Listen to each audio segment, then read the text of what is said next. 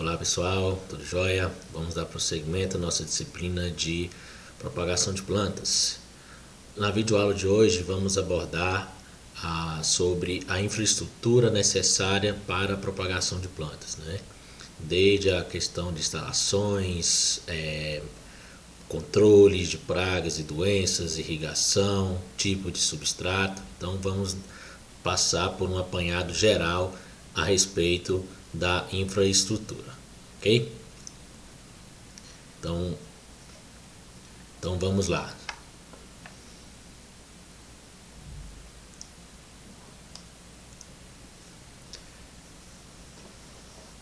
Como a princípio vamos abordar aqui a introdução, ressaltando alguns aspectos da nossa aula de hoje, né? Então, como objetivo de todo viverista, né, é produzir mudas, né, de plantas, né, com elevado padrão de qualidade, né, tanto morfológica, fisiológica e também fitossanitária, né? Essa meta ela é essencial para garantir a competitividade do viveiro e ter um retorno certo do investimento efetuado, né, no estabelecimento lá na atividade. Além também de assegurar ao cliente, né, a satisfação das necessidades e ao produtor de mudas, né, a idoneidade e estabilidade do seu empreendimento ao longo dos anos, né? Para que esse objetivo ele seja alcançado, no entanto, é fundamental adotar um elevado nível tecnológico, né? Quando a gente fala elevado nível tecnológico, não precisa ser dos equipamentos, estruturas mais caras, né? Mas a estrutura mínima necessária para que tenhamos sucesso, né? Então, que inclua todas essas etapas da produção, né? Desde a obtenção do material propagativo básico até o transporte da muda ao cliente, ok? A necessidade da infraestrutura do viveiro ela é variável, né? Conforme as exigências legais, né? Que a gente tem várias diretrizes, normas para produção de mudas das diferentes espécies, ok? Então essa necessidade ela é variável, né? De acordo com as exigências legais, o nível tecnológico, o conhecimento da cultura, né? A escala de produção dessas mudas, o tamanho do viveiro, a disponibilidade do recurso do viveirista e também o destino das mudas para o destino dessa muda e conhecer também o mercado consumidor. Então aqui a gente vai apresentar, né, alguns aspectos, né, e detalhes dessa infraestrutura. Então a infraestrutura, a sementeira, no caso, né, as mudas elas podem ser obtidas através dessas sementeiras, né, que é um local reservado para a produção dessas mudas, né? Então aí é um exemplo, a produção de muda de cebola. A gente pode fazer o semeio e depois transplantar, né? Pegar essa muda e transplantar para o campo, né? Então, quando a gente se trata de fruteiras, por exemplo, aí já tem uma outra logística, né? A escolha da infraestrutura do viveiro que a gente vai ver, ela vai depender muito de alguns fatores, como por exemplo a quantidade de mudas a serem produzidas, regularidade desejada na oferta, número de espécies a serem propagadas, né? Método de propagação, né? A gente saber o custo das instalações e o grau de tecnificação desse viveirista, certo? Então, basicamente são esses aspectos que a gente deve levar em consideração. Aqui ó, um exemplo aqui da mesma, né, produção de mudas, as sementeiras. A gente pode também ter a sementeira geralmente para espécies, né, as hortaliças, né, no caso, né, alface, cebolinha. Então faz seu semeio, depois faz o transplantio para o local definitivo, né? Agora falando especificamente dos viveiros, entende-se então conceitualmente o que é um viveiro, né? A gente na próxima aula, nas próximas aulas a gente vai abordar a questão da legislação, né, que rege a produção e venda de mudas, né, sementes e mudas. Então o viveiro, segundo a legislação, é a área onde são concentradas todas as atividades de produção de mudas, né? Então eles podem ser classificados, né, de acordo com a duração, por exemplo, né? Tem viveiros permanentes e viveiros temporários, né? Os permanentes são aqueles com caráter fixo, né, onde a produção de mudas prolonga-se por vários anos, né? Por isso esses viveiros eles requerem um bom planejamento para a instalação, né? Inclui uma infraestrutura permanente, geralmente apresenta maiores dimensões, né? Isso aí a gente já planeja esse viveiro por pelo menos 2 anos, né? Já os temporários destinam-se à produção de mudas apenas durante certo período. E uma vez cumpridas as finalidades, eles são desativados, ok? Então basicamente são esses 2 tipos de viveiros que a gente tem. E quais são os aspectos que a gente tem que levar em consideração quando se trata de um viveiro, né, de produção de mudas? Então, todos esses aspectos aqui são importantes. A gente vai falar sobre cada um deles, né? Facilidade de acesso. Então, é conveniente que os compradores dessa muda tenham um fácil acesso ao viveiro, né? Pois vai favorecer a comercialização, a escolha e a escolha do viveirista pelo comprador, né? Então a gente tem que ter atenção na escolha do local, né, para atenção das estradas que conduzem esse viveiro, né, possibilitando assim esse fácil trânsito dos veículos que transportam essas mudas, ok? Por isso o viveiro ele deve estar afastado de estradas públicas de grande movimento para reduzir o risco de infestação das mudas por pragas e doenças. Suprimento de água, né, é importantíssimo, porque a água é o principal insumo no viveiro, né, para irrigação, tratamentos fitossanitários, né, cálculo da necessidade de água. Vai depender, né, dos tratamentos fitossanitários, do consumo de irrigação, das necessidades hídricas das mudas, da precipitação pluvial média que a gente tem na região, né? Então é ideal que a localização do viveiro ele tenha que ser próximo à fonte de água, né? De preferência com pouco desnível em relação ao viveiro, né? Porque vai reduzir os custos com canalização, né? A qualidade da água é fundamental, né? A gente geralmente utiliza-se águas de rios, lagos, né? ou poços artesianos, né? Devendo-se evitar aquelas águas muito calcárias, né? ou que contém aqueles propágulos de alga e também de pragas e doenças, né? Plantas daninhas, ok? Então basicamente é isso que a gente tem no suprimento de água, né? Outra questão é a distância da área de plantio, né? O que isso quer dizer? Que, embora seja aconselhável que o viveiro seja localizado, né, na mesma área, na mesma região onde se encontram os pomares, né, reduzindo assim esse tempo de transporte das mudas, né, e perdas devido a essa movimentação, a gente tem que ter cuidado porque os viveiros não podem ficar muito próximos à área de plantio, né? Geralmente recomenda-se que esse viveiro ele seja localizado a no mínimo 50 metros do pomar da mesma espécie, né? Então, pois quanto maior for, né, a distância, menor vai ser o risco de infestação dessas mudas, né? Principalmente por vetores, né, de viroses, né, como também doenças de solo. Ocorrência de invasoras, né? Invasoras aqui são as plantas daninhas. Então, o viveiro deve estar localizado em área livre de plantas daninhas, né? Por quê?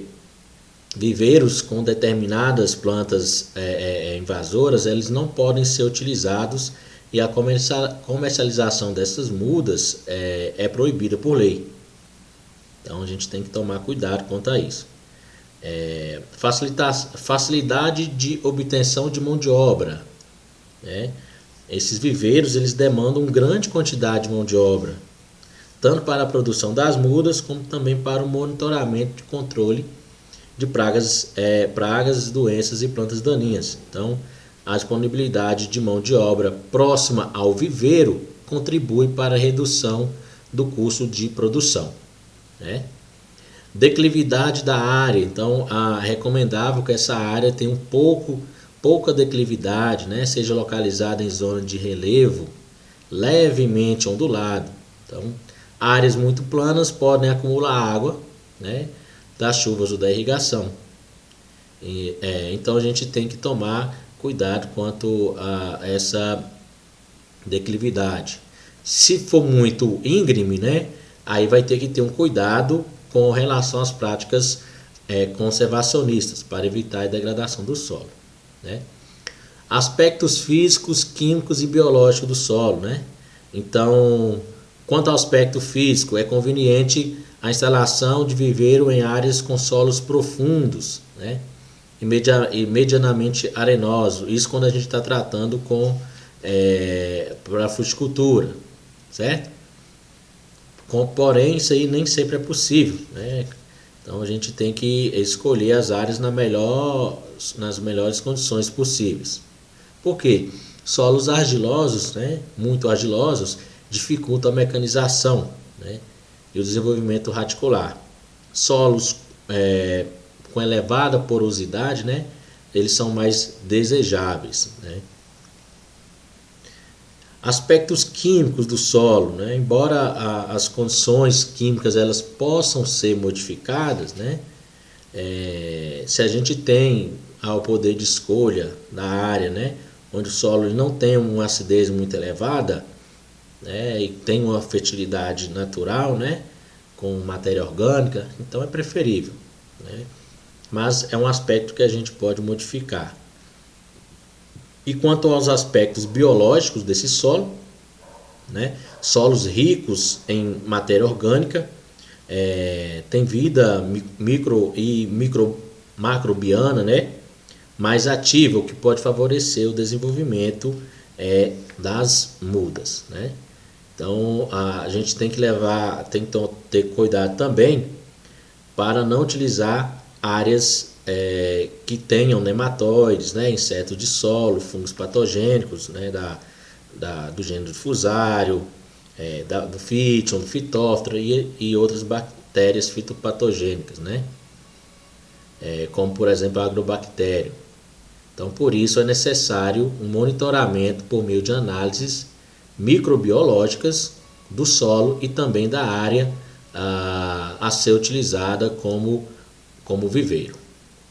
Aqui temos também um fator interessante, são os cultivos anteriores, né? Então, o viveiro ele deve estar localizado em uma área onde não existiram pomares há pelo menos 5 anos, né? E onde não existiram viveiros há pelo menos 3 anos, porque a gente sabe que tem pragas, que tem doenças que têm estrutura de sobrevivência no solo e persistem por muito tempo, né? Aspectos climáticos é importante também, né? São importantes, né? Então, a questão do clima, do local onde o viveiro será implantado, né, vai depender da espécie que a gente está trabalhando, né? Entre os fatores mais limitantes, a gente tem a temperatura, a luz e a ocorrência de ventos, né? No que se refere à temperatura, é importante que o viveiro esteja localizado em uma área livre de possíveis geadas. A gente sabe que geada ela traz um grande prejuízo, né? A exposição à luz ela é fundamental porque principalmente na fase final de propagação, né? E os ventos eles são importantes no sentido de a gente saber a época, a incidência dele e se o local do viveiro está sujeito a esses ventos. Então a gente tem que trabalhar com quebra-ventos, né? Instalação de quebra-ventos. Ok, pessoal? Então, esses são os principais aspectos a ser considerados na questão da escolha do local aí dos viveiros, né? E a gente tem, né, os viveiros, eles podem ser a céu aberto, né, com telados ou em escagem de vegetação. Então, os telados, por exemplo, né? O telado é uma estrutura de madeira, né, ou de metal, a gente pode ver aqui, coberta com tela, que garante o sombreamento e mantém a luminosidade próxima da natural, né? O telado é útil nas seguintes situações, né? Na manutenção de plantas matrizes, né?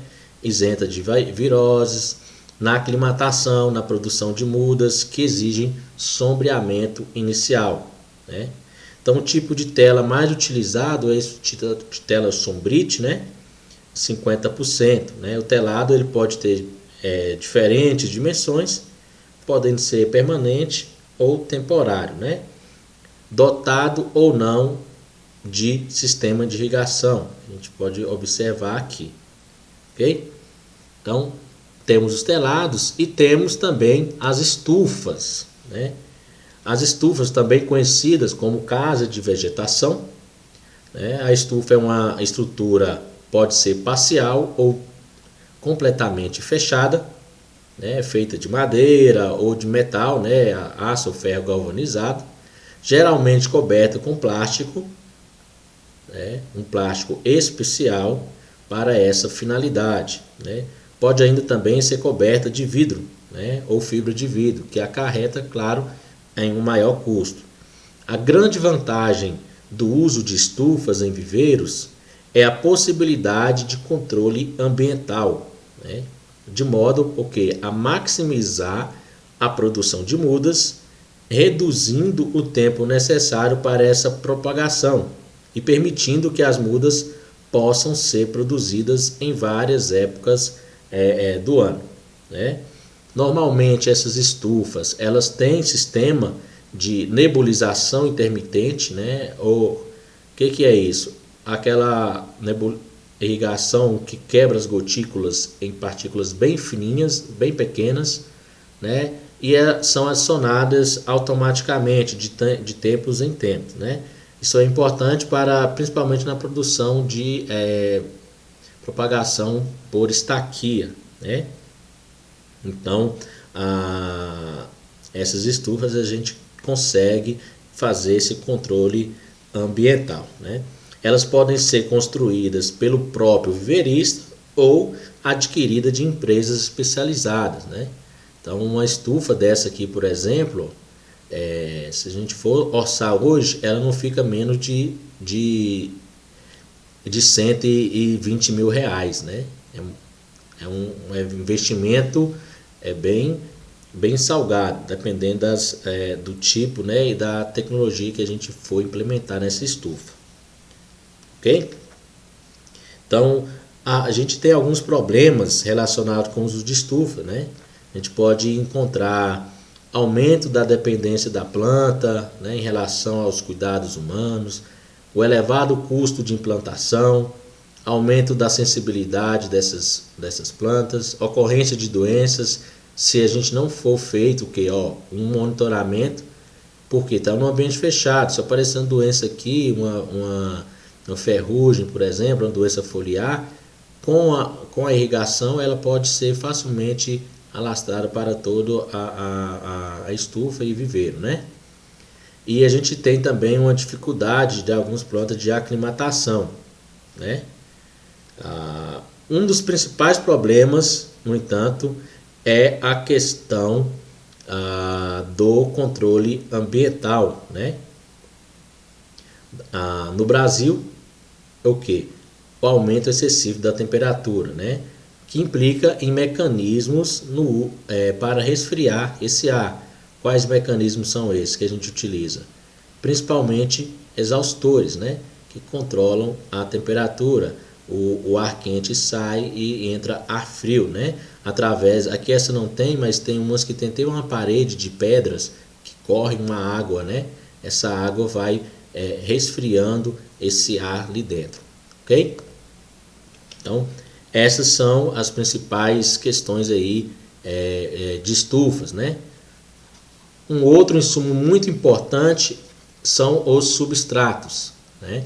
Então, entende-se por substrato qualquer material usado com a finalidade de servir de base para o desenvolvimento de uma planta, né? Até sua transferência para o viveiro ou área de produção, né?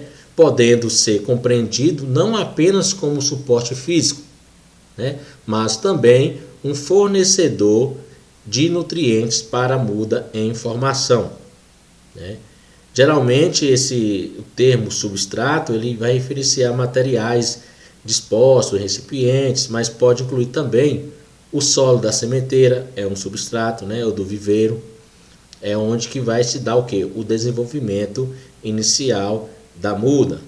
Então o substrato é um dos muitos fatores que condicionam o sucesso na propagação de plantas, né? Na opção por um determinado material como substrato, a gente objetiva otimizar essas condições, né, para o desenvolvimento da planta. Agora a gente tem que tomar muito cuidado na escolha, né, porque o uso de materiais inadequados para determinada espécie pode ocasionar problemas de desenvolvimento e reflexos negativos na futura produção, ok? Então a gente tem diversos tipos de substratos disponíveis para hortaliças, para fruteiras, né? Então, em linhas gerais, a gente tem que adotar alguns aspectos de que é um bom substrato. Então, um bom substrato, ele tem que ser um substrato que tenha a densidade adequada, né? Suficiente para manter a estrutura da propagação, né? Até uma germinação ou enraizamento, né? Que um substrato que não contrai ou expande com a variação da umidade, né? Então, imagina vocês utilizando um substrato muito argiloso. Na falta de água, ele vai virar o quê? Uma pedra, argila pura. Então, isso dificulta a penetração de água, né? O desenvolvimento de raízes, né? Utilizar um substrato que retém água em quantidade suficiente, né? Uma capacidade de retenção de água suficiente e que também seja poroso suficiente para permitir a drenagem dessa água e a aeração, né? Ou seja, um substrato que não acumule água, né? Não encharque, porque isso aí vai ocasionar problemas de podridão de raízes, né? E também proporcionar um ambiente favorável para o desenvolvimento de doenças do colo, né? Da muda ali, do caule. Não apresentar a nível excessivo de salinidade e também, muito importante, que esse substrato ele seja livre de plantas daninhas, né, invasoras, nematóides e outros patógenos de solo. Então, basicamente é isso, né? Além de que esse substrato ele tem que ter, né, promover um ambiente escuro, um equilíbrio adequado com a umidade e aeração, conter nutrientes essenciais para o desenvolvimento sadio da planta, né? No caso aí, apresentar boa capacidade de troca catiônica e por aí vai. Então, substrato, pessoal, né, é um dos principais fatores no sucesso da propagação de plantas, ok? Para isso, a gente tem que saber a espécie e o método de propagação que a gente tem. Por exemplo, na estaquia utiliza-se muito o substrato de areia, né? Então, algumas vantagens é baixo custo, facilidade de obtenção, boa drenagem, sob nebulização, né? Então, é adequada para estacas, né? A desvantagem é que se a areia for muito fina, pode ser compactadas, as raízes podem ser menos ramificadas, mas isso aí, para cada tipo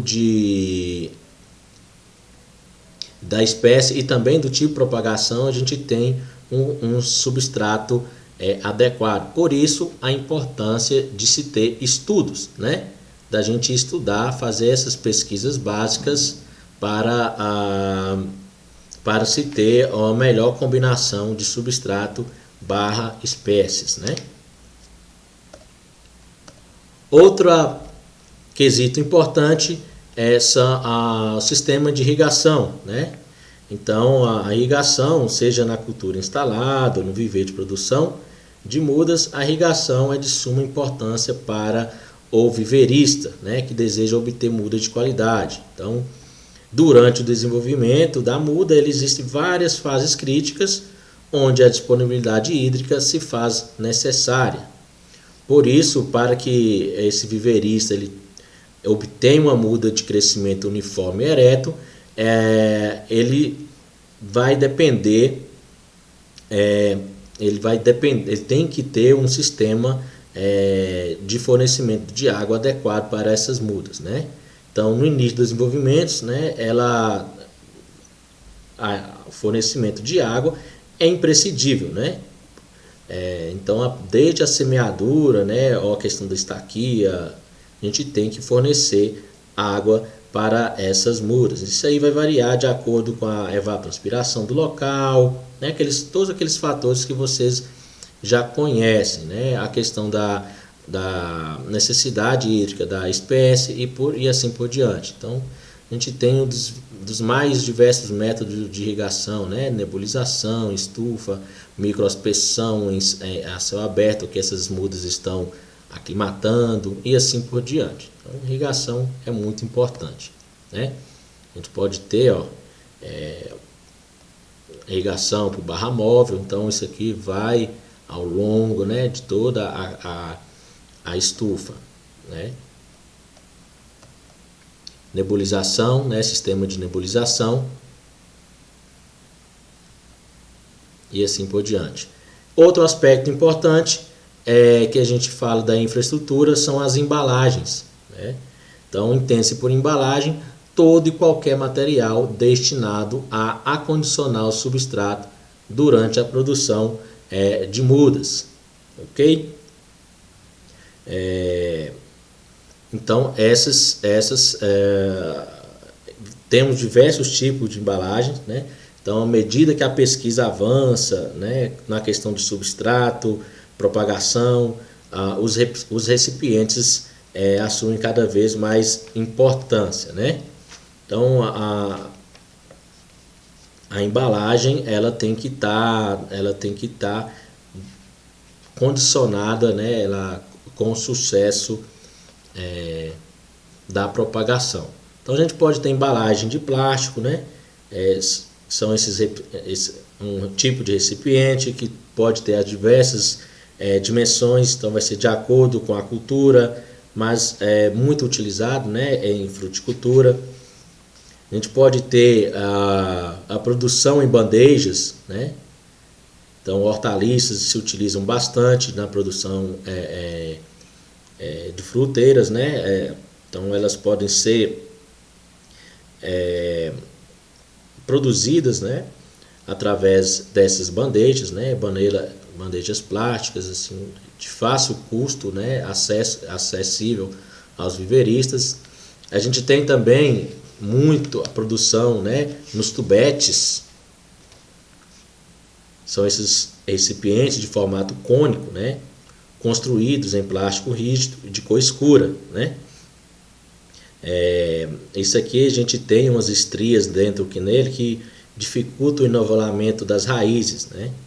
Então pode acondicionar diferentes volumes. Então a fruticultura utiliza bastante as espécies florestais, né? Como o eucalipto também utiliza-se bastante desse recipiente. ok? Então a gente pode ter, né, esses diferentes tipos de embalagem. E finalizando a questão da infraestrutura, né, quando se trata de propagação de plantas, né, produção de mudas, o controle fitossanitário ele é importantíssimo, né? Então a qualidade sanitária da muda é sem dúvida um dos componentes mais importantes, tendo reflexo direto no desenvolvimento das plantas e na produtividade do pomar, né? Então por isso que a gente tem que ter atenção, principalmente no monitoramento de pragas e doenças, né? No controle de plantas invasoras, né? Fazer o arranquio manual ou tem o tratamento químico também, né? Aqui fazendo monitoramento de pragas e doenças, né? Temos o controle biológico de pragas, o controle biológico de doenças. Então, o controle fitossanitário ele é muito importante como item necessário na infraestrutura necessária para a propagação de plantas, ok? Então, pessoal, aqui a gente vai finalizando essa mais uma videoaula, e assim que vocês chegarem nessa parte, eu quero que vocês comentem no link do YouTube, né, para vocês qual é o fator, né, quesito mais importante de infraestrutura para produção de mudas, né? Então, deixem seu nome lá no comentário e uma pequena frase aí falando qual é o porquê que você escolheu esse quesito, né, de importância na infraestrutura, ok? Então, um forte abraço e até a próxima videoaula.